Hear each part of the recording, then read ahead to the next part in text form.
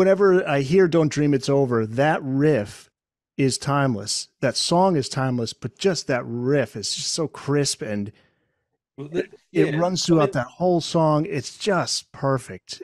Tell me there's about two. this one. Yeah, I mean, there's two So many crucial. pieces of trivia in the book that you have on this.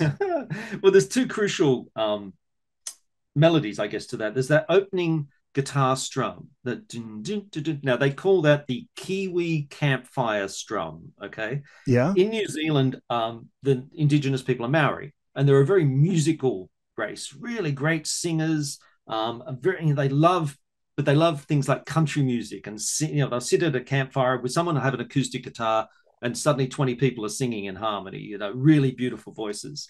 So as a New Zealander, Neil's exposed to that, and a lot of that is not just the singing, but also the playing. That really simple but really melodic Yeah. guitar style. So that opens the song. Perfect. The Kiwi campfire strum. They're in the studio. Mitchell Froome has come on, and he's really virtually a first-time producer, but a guy who's always been in and around the scene and wanted to produce a new band. So he's connected. Him and Neil have found that they got on really well. And I think Mitchell went away with the demo of Don't Dream It's Over and came back and said, I've got an idea for the instrumental passage in the middle. And it was a keyboard solo, sort of loosely inspired by the keyboard on White Shade of Pale, the Procol Harum song.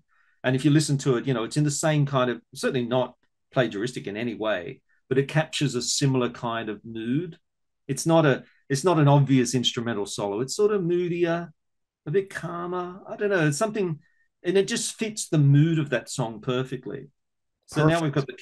got we've got the Kiwi campfire strum, and we've got the Whiter Shade of Pale organ solo, and those pieces just fitted together perfectly. They did a great video for it.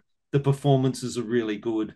Everything about the song was just perfect. Now, there's a couple lyrical nods, one to the Beatles, but then also "Building a Wall Between Us." That has to do with his Split Ends days. Here's the part of the book that you write: the lyric about building a wall between us. He didn't want to mix with the people visiting Tim's house as he worked on the songs. Oh, sorry about the creation of the song. That's Yeah, right. Yeah, yeah, yeah. He was at Tim's house, and there was a bit of a party going on, and he just said, "Oh, man, I'm not in that mood. I'm just not in the mood for that."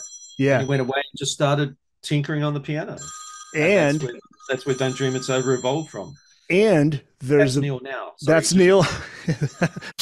So, and the other one though was the reference to the Beatles, the paper cup reference, yeah, yeah, yeah. Because right? his favorite song was "Across the Universe." Yeah, Yes, yeah, yeah. Yeah. So there's all these little moments. the UK label EMI thought it had no legs.